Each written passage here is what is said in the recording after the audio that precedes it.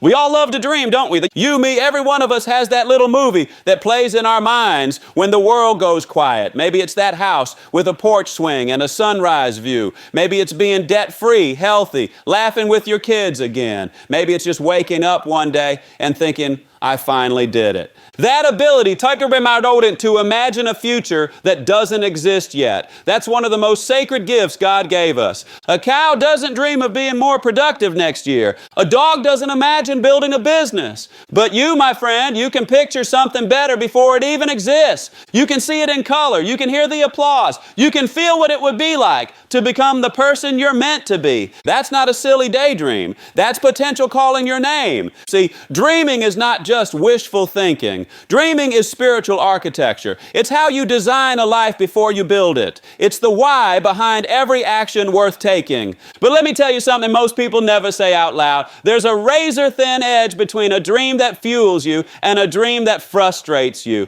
Because if your dream stays trapped in your head too long, it starts to turn on you. It becomes a ghost that haunts you. You start comparing your current self to your imagined self, and that gap, that painful gap, becomes heavy. You begin to feel like you're behind in your own life. You scroll through social media and see people living the dream, and you whisper, that could have been me. I know, because I've been there. When I was a young man, I had dreams bigger than the Texas sky. I saw the cars, the freedom, the stage lights. I wanted it bad, but I was stuck. I had no plan, no compass, no clue where to begin. Then a man named Mr. Schoaf looked me dead in the eye and said, Zig, the future isn't something you stumble into. It's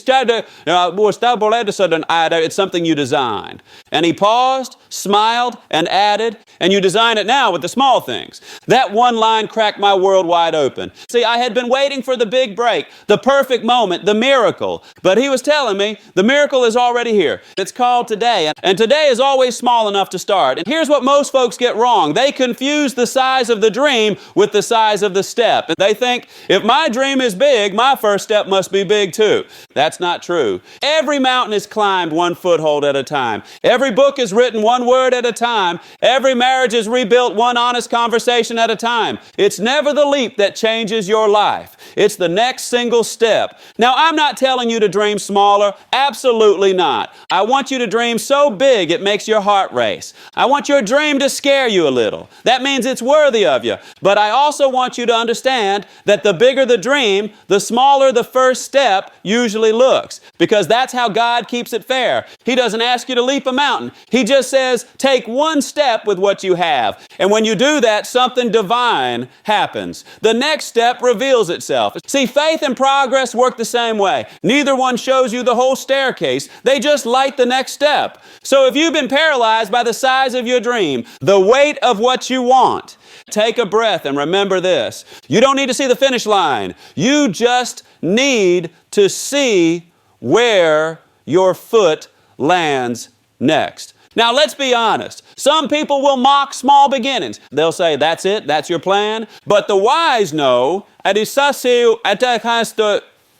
every oak tree starts as a seed smaller than your fingernail. Every empire started with someone saying, let's just try this once. When you start small, you don't look impressive, but you start building something even more valuable, momentum. And momentum is magic. It's that invisible push that makes hard things easier, heavy things lighter. But momentum only shows up after you start moving. So tonight, I want you to protect your dream. But more importantly, I want you to activate it. Guard it from cynics, from excuses, from your own doubts, and then honor it, not by wishing, but by working, because a dream is not meant to stay a picture in your mind. It's meant to become a testimony in your life. You were not put here to just fantasize about better days. You were put here to build them, and the building starts small. There's nobody, not always small, but oh, how it grows. So if you're ready, let's talk about that first small step, because that's where your new story begins. You ever notice how people love to stand at the bottom of a mountain, look straight up to the top and say, man, I could never climb that. Well, of course you can't. Not in one leap. Nobody jumps to the top of Everest. Nobody goes from 0 to 1,000,000 overnight. But you can take one step, and that's where everything begins. I like to picture life like a ladder leaning up against a wall.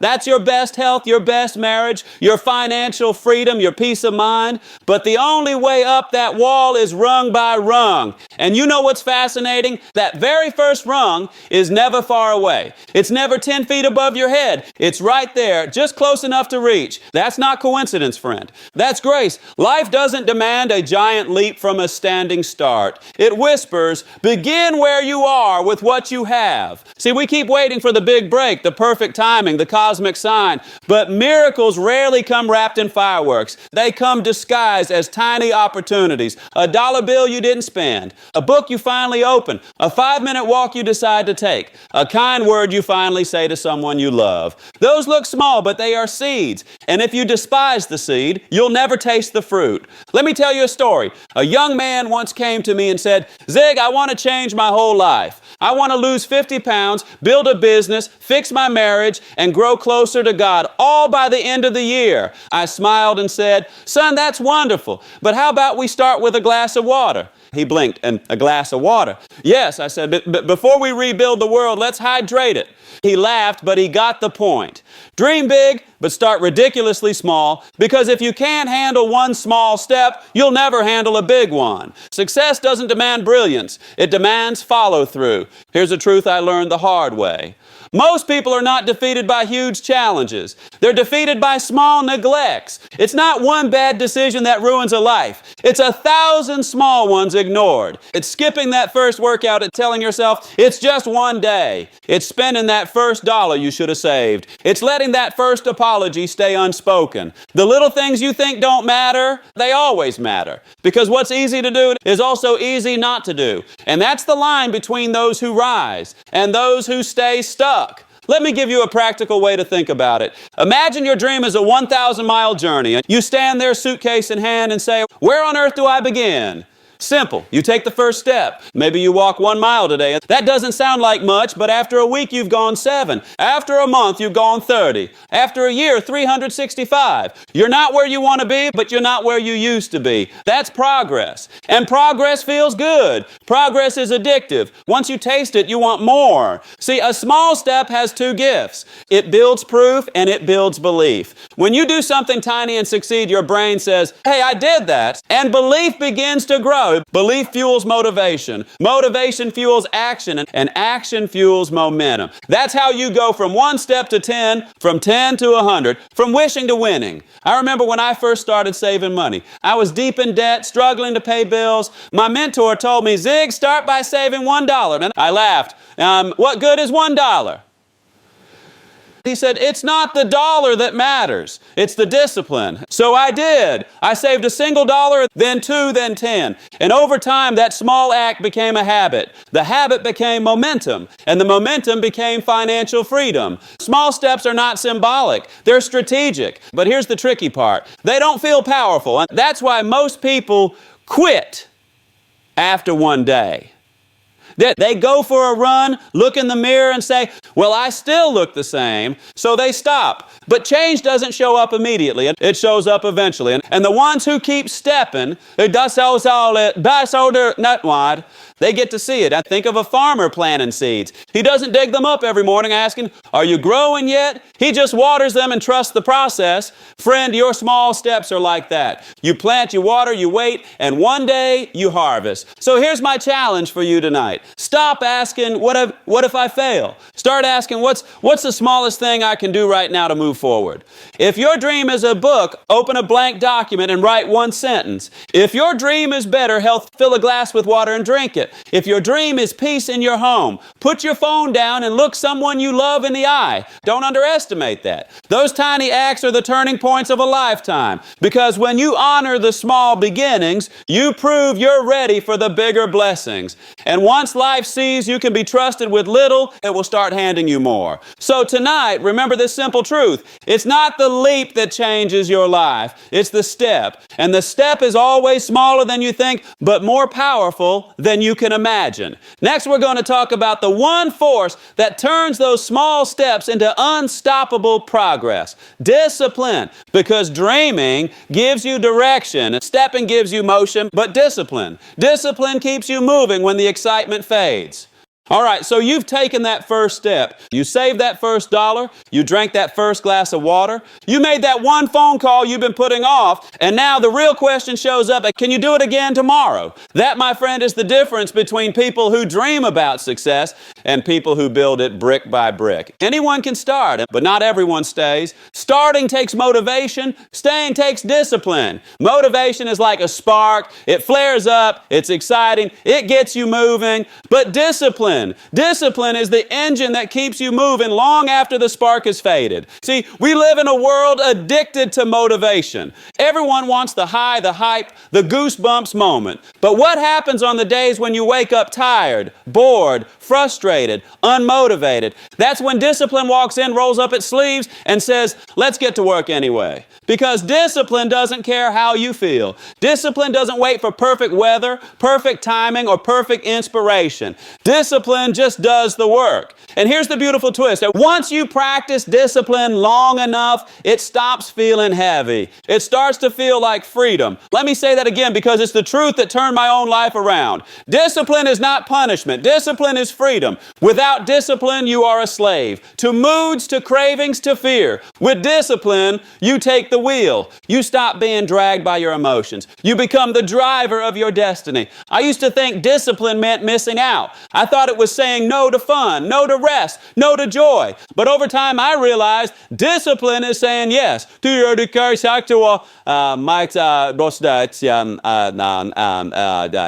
to your future self. Yes to peace of mind. Yes to pride when you look in the mirror. Yes to knowing you gave your best today. That's the freedom most people never experience because they quit too soon. Let me tell you a story. I had a friend once, smart guy, full of ambition. He used to tell me, Zig, I'm going to be a millionaire one day. And I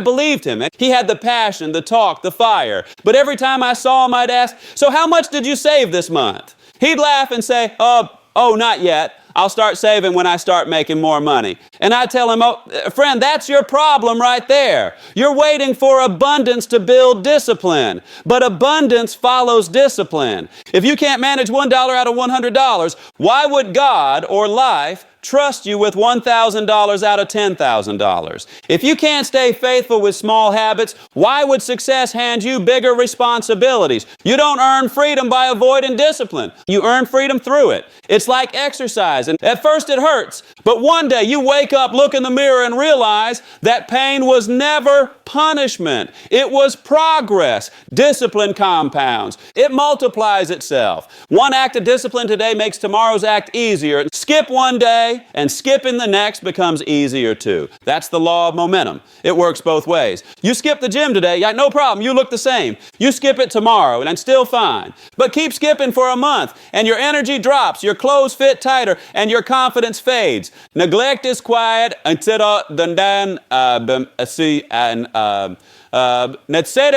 until it's loud. And discipline is quiet too.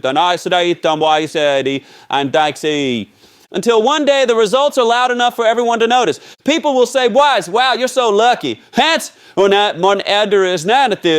you'll smile because you know that luck had nothing to do with it. It was the 100 small decisions you made when no one was watching. That's the real magic of discipline. It builds invisible progress long before visible results. Think about a train leaving the station. At first it moves painfully slow. 1 foot, 2 feet, inch by inch. It burns fuel, it creaks, it groans. It looks like it'll never get going. But once it gains momentum,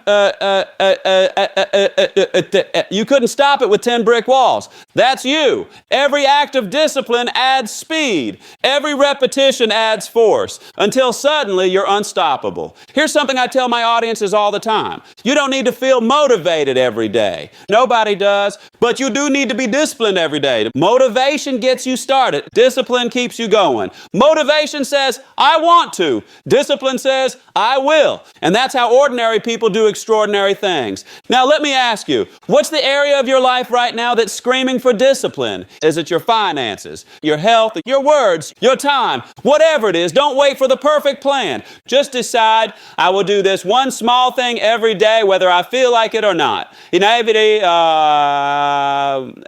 and when your feelings fight back, they will smile and do it anyway, because here's the secret. Feelings follow action. You don't wait to feel good to act. You act, and then you feel good because you acted. Every time you choose discipline over comfort, you build character. And character, not luck, not talent, character is what carries you through the storms. So tonight, I challenge you, find that one area where inconsistency has held you hostage, and decide tonight to become consistent. Start small, stay steady, and let time do what time does best. Multiply. Because discipline is not about doing something once in a while. It's about doing something long enough for it to change you. That's when discipline turns into destiny. It's the one thing we all get an equal share of. 24 hours a day, 7 days a week, 52 weeks a year. No matter who you are, rich or poor, young or old, we're all playing the same game of hours. The only difference is how we use them. See, time is neutral. Time doesn't love you or hate you. It doesn't speed up for the impatient or slow down for the lazy. It just keeps ticking. And here's the great truth I want you to write on your heart. Time will multiply whatever you feed it. If you feed it discipline, it multiplies your success. If you feed it neglect, it multiplies your regret. Time is a magnifier. It takes your daily habits, like good or bad, and amplifies them into your destiny. You can't cheat it. You can't bribe it, but you can partner with it. When I was young, I wanted everything yesterday. If I didn't see instant results, I'd quit. I'd go to the gym for a week, lot of no abs, and say, well, that didn't work. You know, if I'd save a few bucks, and I still broke. I didn't think, what's the point? Then one day my mentor said something that hit me like a hammer. Zig, everything of real value takes time. You can't plant a seed in the morning and eat fruit by nightfall. That truth changed me. A baby doesn't grow into an adult in a week. A seed doesn't become an oak tree in a month. And a successful life, a life of meaning and peace, doesn't happen in one season. You have to respect time, because whether you do or not, it keeps moving. 5 years from now, you will arrive somewhere. The only question is, where?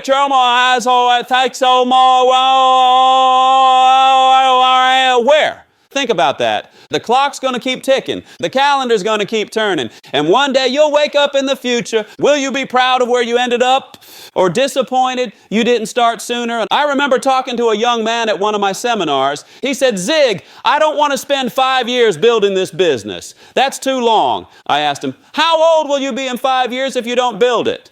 He laughed and said, well, the same age. And I said, then you might as well arrive with something to show for it. That's the secret. Time will pass no matter what. So you might as well make it work for you. Let me give you an example. If you read just 10 pages of a good book every day, that's over 3,600 pages a year. Now, around 15 books. Now do that for 5 years. That's 75 books. That's a lifetime of wisdom most people never touch. If you save $5 a day, just skip the fancy coffee.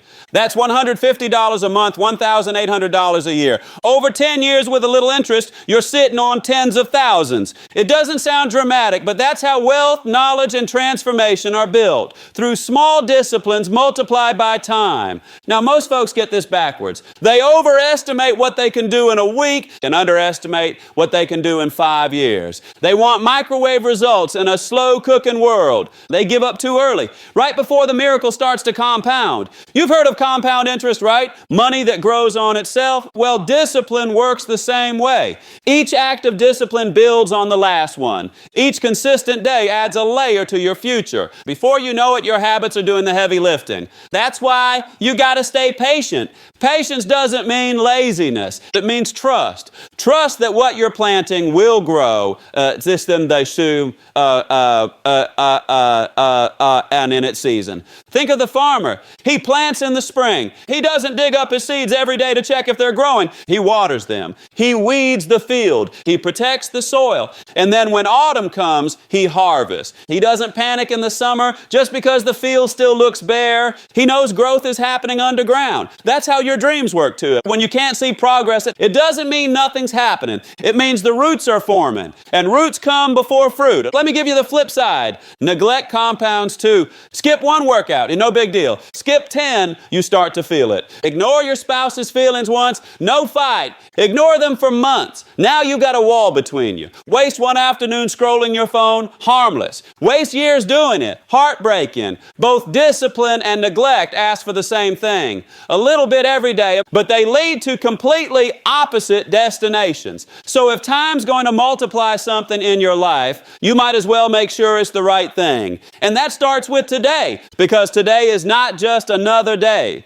Today is one brick in the cathedral of your future. If you treat it like it matters, you'll build something beautiful. If you throw it away, you'll wake up surrounded by rubble. That's why I always say, don't wish time away. Don't pray for Friday. Don't rush your seasons, and learn to plant, nurture, and wait, because time is not your enemy. Time is your greatest ally if you give it something worth multiplying.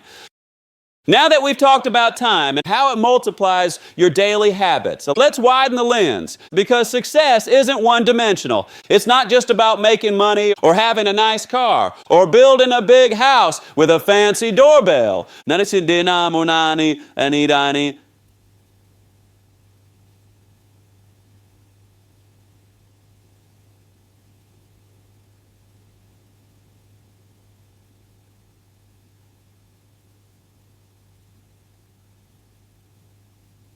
Comes from living well in every area of your life. And I call them the 5 pillars of a well-lived life. Wealth, health, relationships, leadership, contribution. If any one of these collapses, the whole structure starts to wobble. So let's talk through them. One thing on my first, what I first hammer as one by one. One, wealth, mastering the dollar. Most folks hear the word wealth and picture a stack of $100 bills, but wealth is not just about how much you make, it's about how much you manage. If you can't manage $1 out of 10, you won't manage 1,000 out of 10,000. Money has a funny way of magnifying who we already are. If you're careless with a little, you'll be careless with a lot. That's why I always tell people, start by respecting the small amounts. You save that first $1, and then $5, and then $10, and over time, you don't just grow your account, you grow your character. The habit of saving builds the muscle of responsibility. You see, lottery winners go broke not because they lack money, but because they never built the discipline to handle it. They got the fruit without planting the roots. So tonight, remember this. True wealth begins with stewardship. You manage what you have as if you're preparing for what's coming. Live on less than you make. Expand your income by creating value. Multiply what you have through wisdom and patience. That's how you build financial peace, not just financial numbers. 2, health, protecting your greatest asset. You can earn millions, but if you don't have the energy to enjoy it, what's the point? Your health is the foundation that every other success stands on. You can't lead a company, raise a family, or chase a dream if you're running on fumes. And here's the truth. Good health is not built in a day. It's built one small decision at a time. Drink a glass of water instead of soda. Take the stairs instead of the elevator. Stretch for 5 minutes. Go to bed 30 minutes earlier. Those small acts may seem simple, but they're powerful. I learned this the hard way years ago when I was traveling constantly. Every city, every seminar, every flight, the temptation was always there to eat fast food, skip workouts, stay up late. But I realized that if I didn't protect my body, my mind and my message would fall apart. Your health doesn't need perfection. It needs consistency. And just like with wealth, discipline compounds here too. Treat your body as the vehicle that carries your dream. Fuel it well, maintain it daily, and it will carry you farther than you ever imagined. 3 relationships. That's the heart of happiness. You can have money in the bank and a gold trophy on the shelf, but if your home is cold and silent, you're not winning. Success is sweeter when you have someone to share it with. Strong relationships aren't built with grand gestures. They're built with 1,000 tiny acts of kindness. A kind word, a listening ear, a thank you, a note that says, I appreciate you. Neglect in this area is dangerous. It doesn't explode overnight. It fades slowly, quietly, until one day the bridge between two hearts collapses. Don't let that happen. Love requires maintenance. You have to water it just like a plant. And here's the thing, you don't have to be perfect to love well. You just have to be present. Put the phone down. Look them in the eye. Be there. Because at the end of the day, people don't remember the gifts. They remember how you made them feel. 4 leaderships. And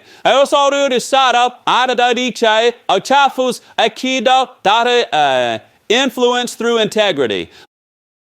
Leadership isn't a title on a business card. Leadership is the ability to influence others. And influence comes from trust. And how do you build trust? By doing the little things well, especially when nobody's watching. Show up on time. Keep your promises. Do what you said you'd do. That's it. That's leadership in its purest form. Because when people see consistency in your behavior, they start to believe in your words. One of the greatest compliments you'll ever receive is when someone says, I can count on you. You don't need to shout. You don't need to dominate. You just need to set the example. People may doubt what you say, but they'll believe what you do. 5 contribution. The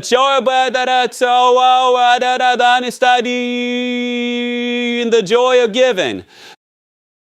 The final pillar is the one that gives meaning to all the rest. Contribution. See, success without significance is hollow. You don't have to change the whole world, not just someone's world. People often say, when I'm rich, then I'll be generous. When I have more time, then I'll give. But generosity doesn't wait for abundance. It creates abundance. If you can share a smile, a kind word, a few dollars, a helping hand, you've already started. Giving is not just about money. It's about attention, compassion, and presence. It's about lifting others while you climb. And here's the divine paradox. The more you give, the fuller your life becomes. Because joy doesn't come from keeping, it comes from circulating. So let's put it all together. Wealth without health becomes misery. Health without relationships becomes loneliness. Relationships without leadership become chaos. Leadership without contribution becomes ego. But when all 5 work together, you build something rare, a life of balance, peace, and purpose. Dream big, yes, but build wide. Don't just chase success. Create wholeness. Because a well-lived life isn't one that shines in a single area. It's one that glows from every corner. At some point in life, every one of us has to look in the mirror and ask, who's really in charge of how my life turns out?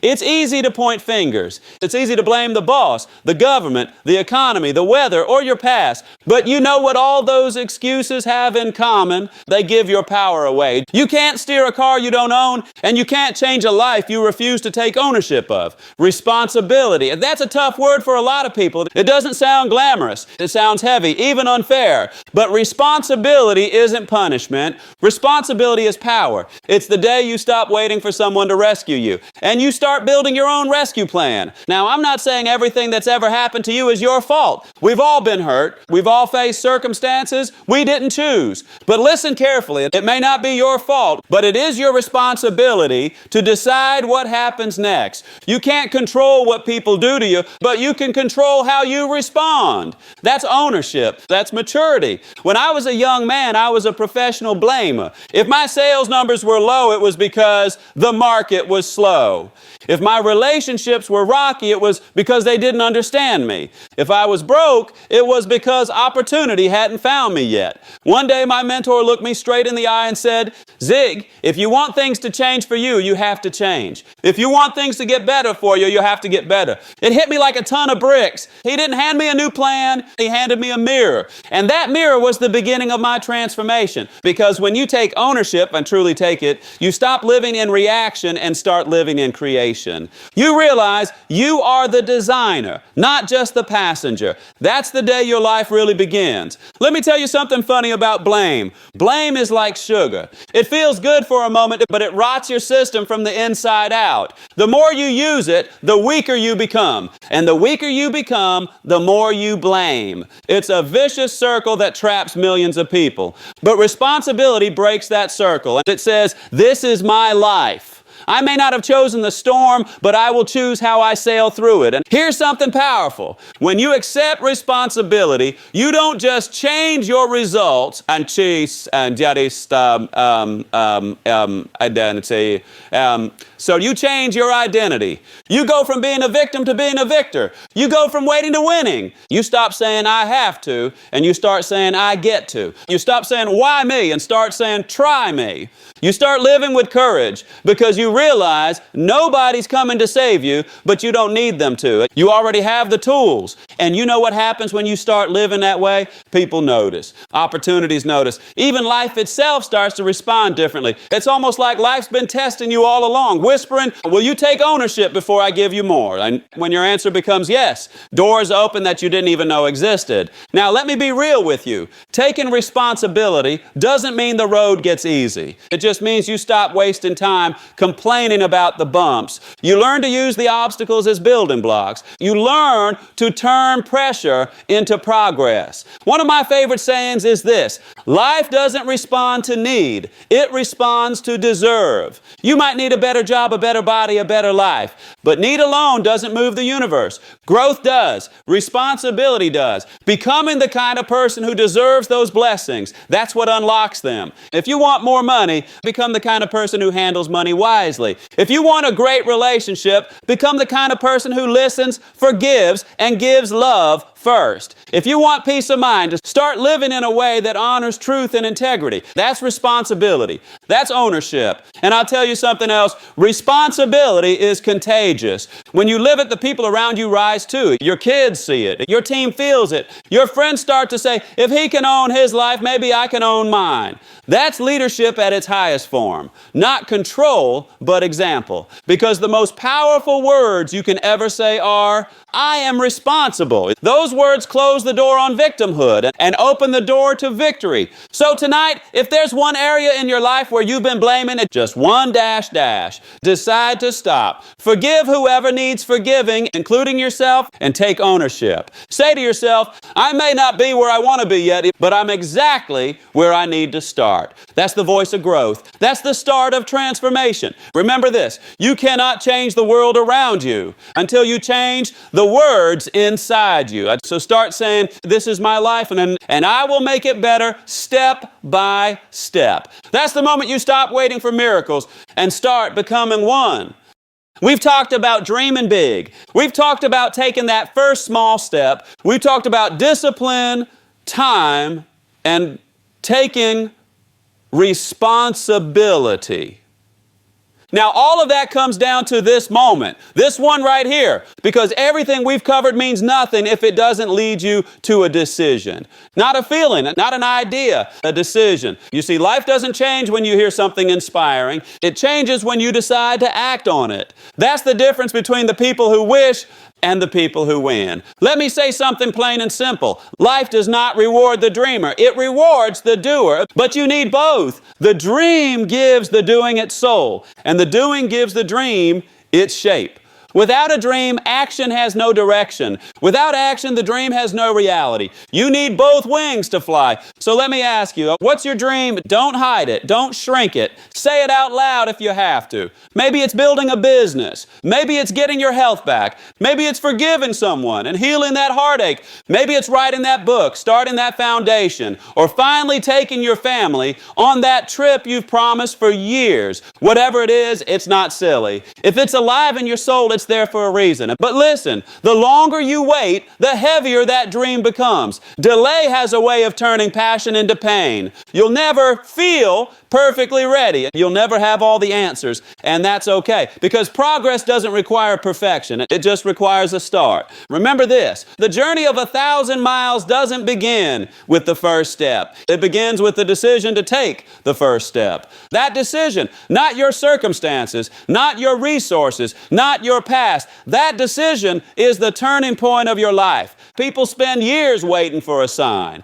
Here it is. You're hearing it now. It's time. You don't need to see the entire staircase. You just need to take the first step in faith. You don't need a grand plan. You just need a single act of courage. One moment of, I'm doing it. Because momentum doesn't come from thinking about it. It comes from doing something about it. And once you start, the universe starts moving with you. Doors open. People show up. Opportunities appear. Not because they weren't there before, but because you weren't moving yet. Movement reveals the way. Let me tell you a story. Years ago, a young man came up to me after a talk. He looked discouraged. He said, Zig, I've wanted to change my life for 20 years, but nothing ever happens. I said, what have you done differently in those 20 years? He sighed. Honestly, not much. I'm just waiting for my big break. I looked at him and said, son, your big break is called today. He laughed, but he got it. Because today is the only day you actually control. Yesterday's gone, tomorrow's not promised. But today, that's your chance to build something beautiful. So what's your small step? Maybe it's writing down your goal. Maybe it's transferring $5 to savings. Maybe it's calling someone you love and saying, I'm sorry. Maybe it's walking to the end of the street and back. Small, sure, but the small is what unlocks the great. Faith the size of a mustard seed can move mountains, because it's not the size of the seed, it's the strength of the decision behind it. And start small, stay steady, and let time do what time does best. Multiply your consistency into greatness. Now let me warn you about something. There will be days you don't feel like it. Days where doubt shouts louder than faith. Days where progress feels invisible. But those are the days that matter most. Those are the days that separate dreamers from achievers. When you keep going on that day, you build a strength that no failure can take away. Remember this, courage doesn't mean you're not scared. It means you move forward even though you are. Discipline doesn't mean you're perfect. It means you show up when it's inconvenient. And success, a real lasting success, isn't something you chase. It's something you attract by the person you become along the way. So tonight, don't just feel inspired. Make a decision. Right now, before this video ends, choose one dream that matters most. Write it down. Then choose one step, one small doable step you can take today. Don't wait for motivation. Don't wait for confidence. Those come later. Action first, feeling second. Because one day, if you soon understand and why it's the end. If you start tonight, you'll look back and say, I can't believe how far I've come. And I'll tell you something even better. That future version of you, the one who stayed disciplined, the one who respected time, the one who took responsibility, the one who dared to begin, that person is waiting on you. They're cheering for you. They're saying, now, come on, just take the step. So what are you waiting for? Your dream is calling. Your future is waiting. The harvest is ready. Now it's your turn to dream big and start small, stay consistent, and begin today.